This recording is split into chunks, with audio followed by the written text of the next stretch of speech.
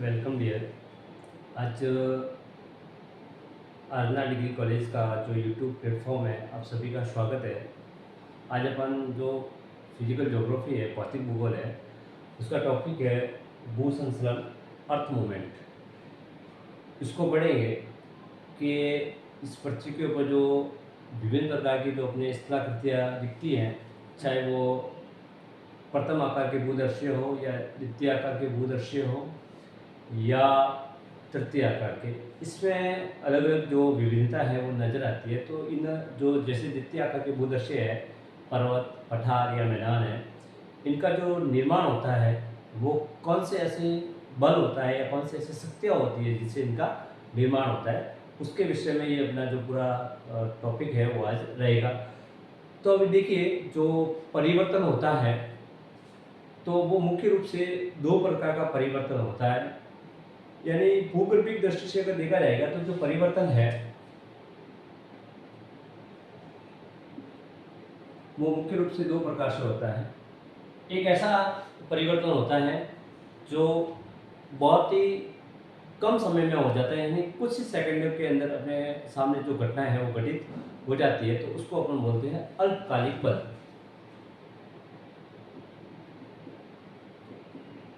अल्पकालिक परिवर्तन होता है। दूसरा जो रहता है ऐसा परिवर्तन जिसकी जो गति होती है, जो स्पीड होती है, बहुत ही धीमे होती है, यानी एक लंबे समय के बाद जो अपन जो स्थलाकृतियाँ है उसका जो रूप है वो अपन को देखने को मिलता है, तो उसको अपन बोलते हैं दीर्घकालिक परिवर्तन।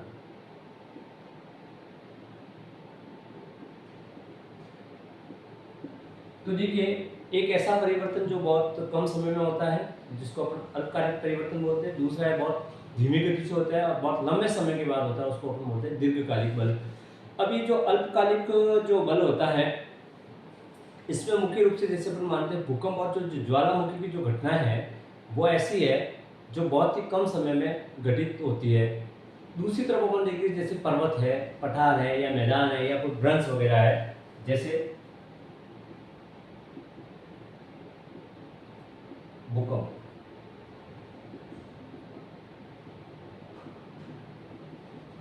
ज्वालामुखी, ये ऐसे परिवर्तन होते हैं जो कुछ सेकंड के अंदर जो घटित है वो होते हैं। दूसरी तरफ दीर्घकालिक अगर अपन परिवर्तन की बात करें तो जैसे पर्वत है, पठार है या भ्रंश है, ये अगर बनते हैं तो उसको एक लंबी प्रक्रिया से गुजरना पड़ता है जिसमें करोड़ों साल जो है वो लग जाते हैं। तो अभी अपन जो बात करेंगे कि जो भूतल पर आकर ये जो परिवर्तन होते हैं, शायद वो दीर्घकालिक परिवर्तन हो या अल्पकालिक परिवर्तन हो, इन परिवर्तनों को परिवर्तन जो होता है उसके पीछे मुख्य रूप से ऐसा जो बल होता है या फोर्स होता है वो काम करते हैं। तो इसलिए अपन कहते हैं कि जो परिवर्तन होता है उसको करने या उसके पीछे कुछ कारण या शक्तियाँ रहती है जिससे इनका निर्माण है वो होता है। तो उसमें अपन पहली जो बात करते हैं, एक वो बल जिससे इस पृथ्वी के आंतरिक भाग से उसकी उत्पत्ति होती है तथा विभिन्न जो भूदृश्य उनका निर्माण होता है, यानी पृथ्वी के आंतरिक भाग से उसकी उत्पत्ति होने के कारण इसको अपन अंतर्जातीय बल कहते हैं। यानी जो मुख्य रूप से परिवर्तन होता है उसमें पीछे जो बल काम करता है वो अंतर्जातीय बल, जिसको अपन एंडोजेनेटिक फोर्स बोलते हैं।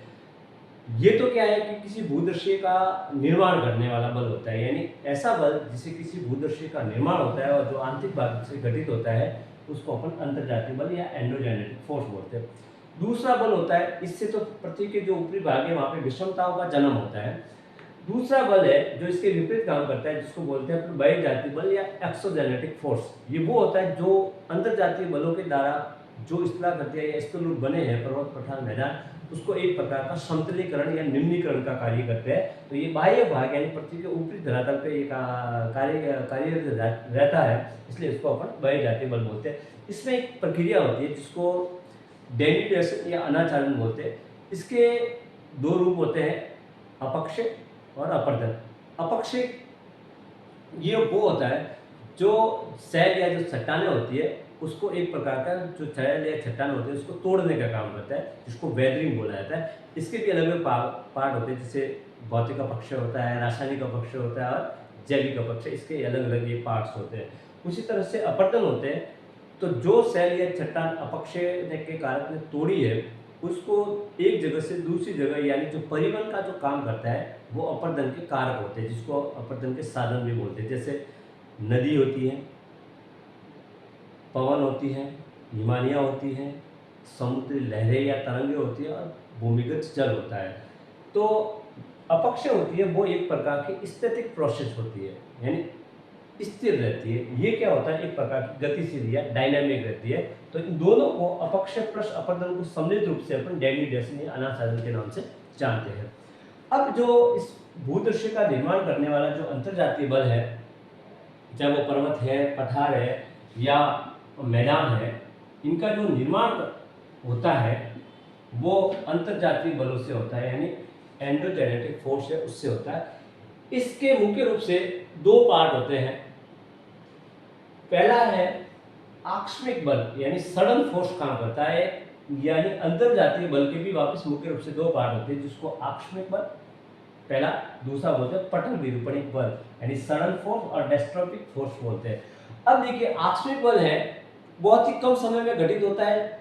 जैसे भूकंप और ज्वालामुखी से भूकंप जब आता है या भूकंप की जब उत्पत्ति होती है तो कुछ ही सेकंडों के अंदर जो नया भूक आगे उसका निर्माण हो सकता है, या कुछ ऐसा पर्वत पठार है या कुछ है उसका विनाश भी हो सकता है। तो ये बहुत ही कम समय के अंदर व्यक्तियों की जो उसको प्रत्यक्ष रूप से व्यक्ति है वो देख सकता है, तो उसको अपन आकस्मिक बल मानते हैं, जैसे भूकंप और ज्वालामुखी।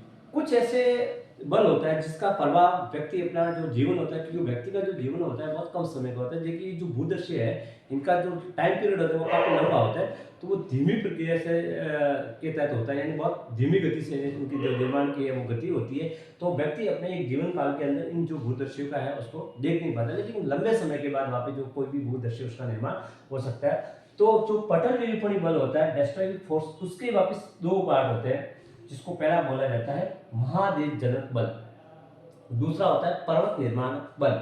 अभी जो एफेरोजेनेटिक्स फोर्स होता है महादेश जनक बल, ये और ऑरोजेनेटिक फोर्स, तो एफेरोज जो शब्द बना हुआ है,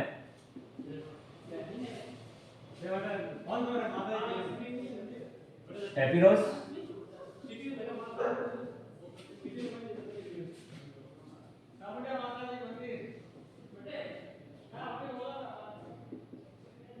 तो एक है एफिरोज जेनेटिक्स, दूसरा है ऑरोजेनेटिक्स। एक्चुअली में जो एफिरोज है, ये जो शब्द है वो ग्रीक भाषा का बना हुआ है, जिसका अर्थ होता है महाद्वीप या महादेश। जेनेटिक्स का अर्थ होता है उत्पत्ति होना, क्या होता है, तो ऐसा बल जिससे इस पृथ्वी के ऊपर महादेश या महाद्वीपों का निर्माण होता है, उसको अपन महादेश जनक बल या एफेरोजेनेटिक फोर्स बोलते हैं। ये ग्रीक भाषा के एफेरोस और जेनेटिक्स शब्द से बना हुआ। एफेरोस अर्थ होता है महाद्वीप या महादेश, जेनेटिक्स का अर्थ होता है उत्पत्ति होना। ऑरस जेनेटिक्स, ये भी ग्रीक भाषा का शब्द है। ऑरस का अर्थ होता है पर्वत और जेनेटिक्स का अर्थ होता है निर्माण करता। ऐसा बल जिससे पर्वतों का निर्माण होता है उसको अपन पर्वत निर्माणक बल बोलते हैं। तो ये दोनों जो पार्ट हैं, जैसे अपन शुरुआत में अपने ये मानते हैं कि इस पृथ्वी के ऊपर एक ही महाद्वीप और एक ही महासागर था, तो जैसे अपन एक पैंजिया की बात करते हैं और पैंथालासा की, तो पैंजिया जो महाद्वीप था तो उससे इसका जैसे निर्माण हुआ होगा तो उसके पीछे महाद्वीप जनक बल है वो काम किया होगा, और जो महासागर जो पर्वत होगा उसके पीछे जो काम किया होगा वो पर्वत निर्माणक बल है। जैसे बहुत सारी जो नवीन या वलित पर्वतमाला है, इनके पीछे अगर वास्तविक कारणों का पता लगाते तो उसके अंदर जो पर्वत निर्माणक वाला जो ऑरोजेनेटिक फोर्स है वो इसके पीछे प्रमुख रूप से जिम्मेदार होता है। तो देखिए पटल विरूपणी बल जिसको महादेश जनक बल और पर्वत निर्माणक बल के अंदर बांटा जाता है, उसी तरह से वापिस जो पहला है महादेश जनक बल जिसको ऊपरी मुखी और अधोमुखी वापिस दो पार्टों में डिवाइड करता है। यानी ऐसा कोई भी स्थलीय भाग जो अपने आसपास के भाग से क्या हो जाता है ऊपर उठ जाता है, तो उसको अपन ऊपरी मुखी या अपवाड़ बोलते हैं। क्या बोलते हैं, अपवाड़ी, यानी अपना आसपास के स्थलीय भाग से अगर कोई स्थलीय भाग ऊपर उठता है तो वो ऊपरी मुखी कहलाता है।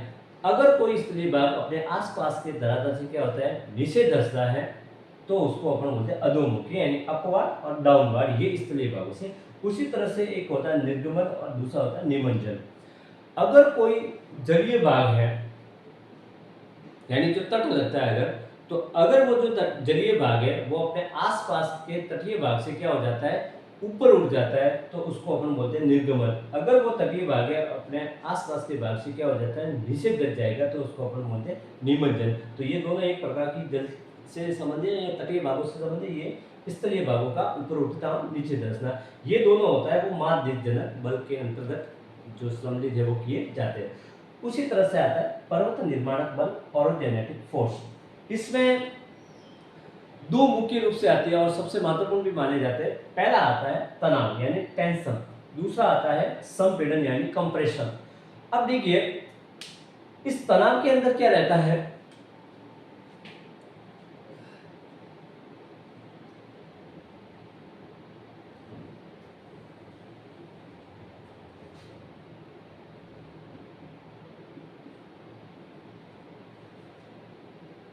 दो चट्टानें या सैल होती है,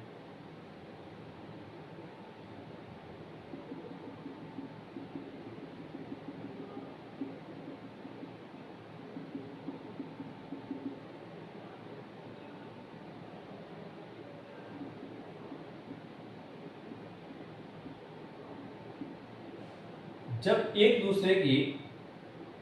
दूसरे से अगर वो विपरीत दिशा में गमन करती है टूटने के बाद, यानी अगर दो सेलें हैं, अगर वो टूटने के बाद जैसे एक पूरी सेल का ब्लॉक होता है, अगर वो टूट जाता है और उसका एक दूसरे के विपरीत दिशा में काम करता है, तो एक भाग इस तरफ फोर्स लगाएगा, दूसरा भाग इस तरफ लगाएगा, यानी एक दूसरे के विपरीत।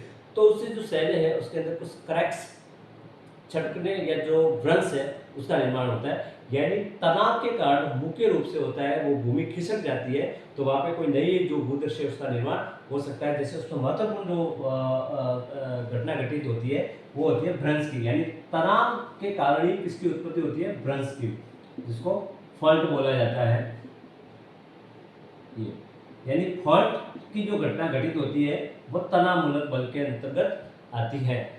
उसी तरह से दूसरा होता है संपीड़न, कंप्रेशन फोर्स। जब सेल या जो चट्टानें होती है वो आमने सामने गति करती है, तो उससे क्या होता है कि जो फोर्स लगता है उससे कुछ भूभाग है उसका क्या हो जाता है, वो ऊपर उठ जाता है। तो उससे क्या है कि बलन का निर्माण होता है। वैसे बलन का जो सामान्य सा अर्थ होता है, मोड़ बोलते हैं उसको, क्या बोलते हैं, मोड़। अब जैसे मान लिया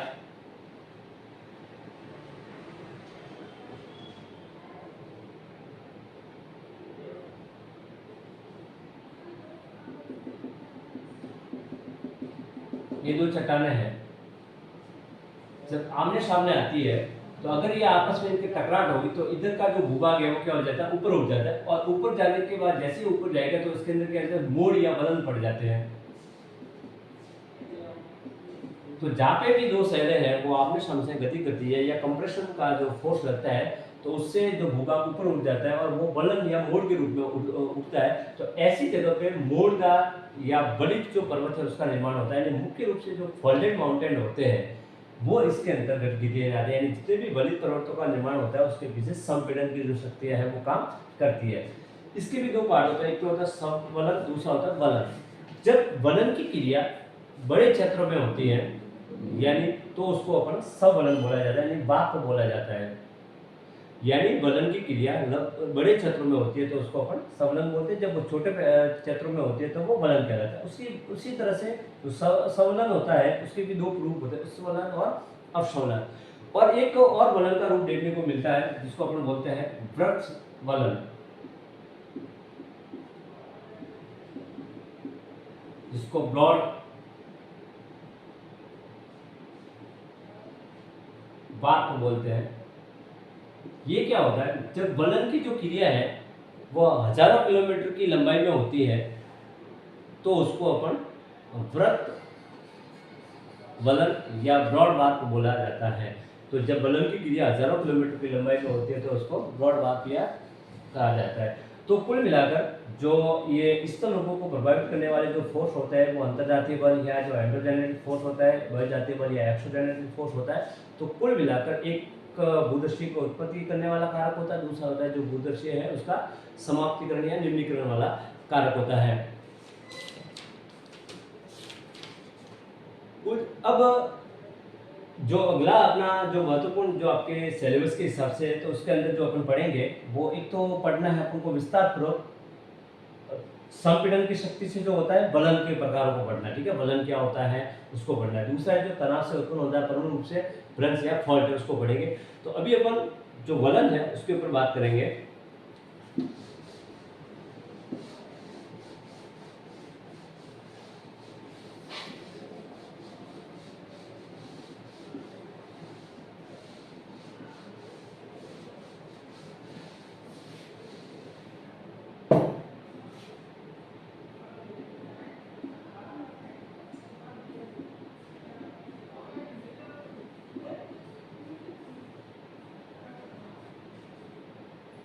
देखिए वलन की क्या परिभाषा होगी, तो जो अंतरजातीय बल होता है, अंतरजातीय बल द्वारा जो उत्पन्न क्षैतिज संचलन होता है कि द्वारा सेलों में जो संपीड़न की जो स्थिति उत्पन्न होती है उससे सेलों में क्या होता है लहरनुमा जो मोड़ पड़ जाते हैं उसको अपन ये वलन बोलते हैं। यानी कहने का मतलब ये हुआ कि जो वलन है वो अंतरजातीय बल के अंतर्गत जो संपीड़न की जो शक्ति काम करती है उससे जो सेलें होती हैं उन सेलों के अंदर वलन या मोड़ पड़ जाते हैं तो उसको अपन वलन या फॉल्ट बोलते हैं। जैसे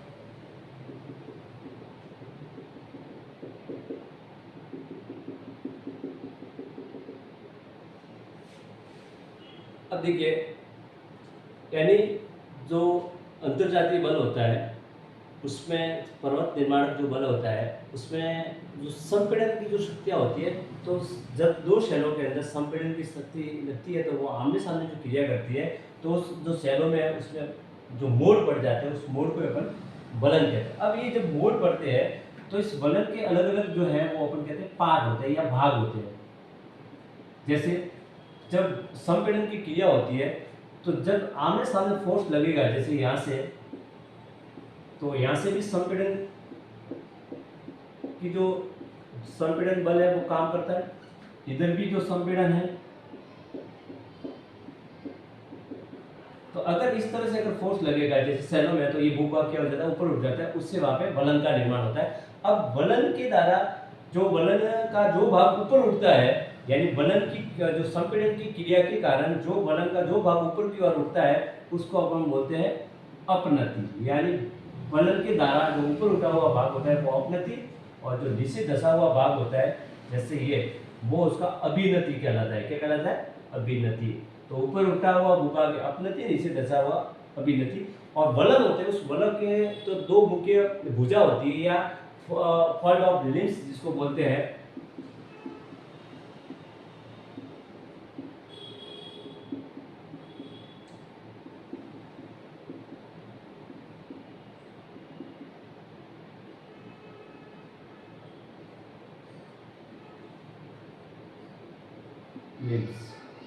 तो वलन की दो भुजा होती है, एक दाईं और एक बाईं ओर, जैसे ये।